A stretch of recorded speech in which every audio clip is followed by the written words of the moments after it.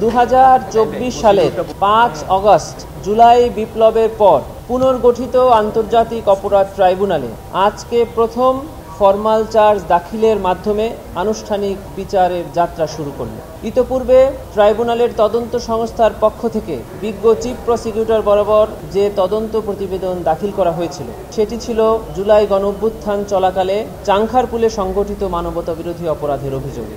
সেই তদন্ত প্রতিবেদন এবং তদন্ত প্রতিবেদনের সাক্ষ্যে জমাকৃত তথ্য উপাত্ত পর্যালোচনা করে বিজ্ঞ চিফ প্রসিকিউটর আজকে ট্রাইব্যুনালে প্রথম ফরমাল চার্জ দাখিল করলেন। এই ফরমাল চার্জ দাখিলের পরে এটি ট্রাইব্যুনালে শুনানির জন্য উপস্থাপন করা হবে। ট্রাইব্যুনাল আইন অনুযায়ী যথাযথ আদেশ প্রদান করবেন। এই মামলায় আসামি সাবেক ডিএমপি কমিশনার হাবিবুর রহমান সহ 8 জন এবং এই মামলায় ভিকটিম শহীদ আনাস সহ মোট 6 জন। এখানে একটি অভিযোগই আনা হয়েছে, সেটি হলো 5 আগস্ট দুপুরে চাংখারপুল এলাকায় নিরীহ নিরস্ত্র ছাত্র জনতার উপরে নির্বিচারে গুলি করে 6 জনকে হত্যা করা মাধ্যমে মানবতা বিরোধী অপরাধ।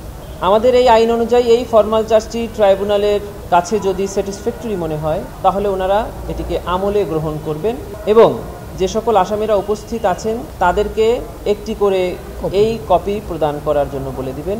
আর যারা উপস্থিত নাই তারা যে ইচ্ছাকৃতভাবে পলাতক আছে এটি যদি ট্রাইব্যুনালের কাছে প্রতীয়মান হয় এবং সে মর্মে রিপোর্ট আসে তবে তাদের জন্য প্রত্যেকের জন্য স্টেট ডিফেন্স কাউন্সিল মানে রাষ্ট্র নিয়োজিত আইনজীবী প্রদান করা হবে।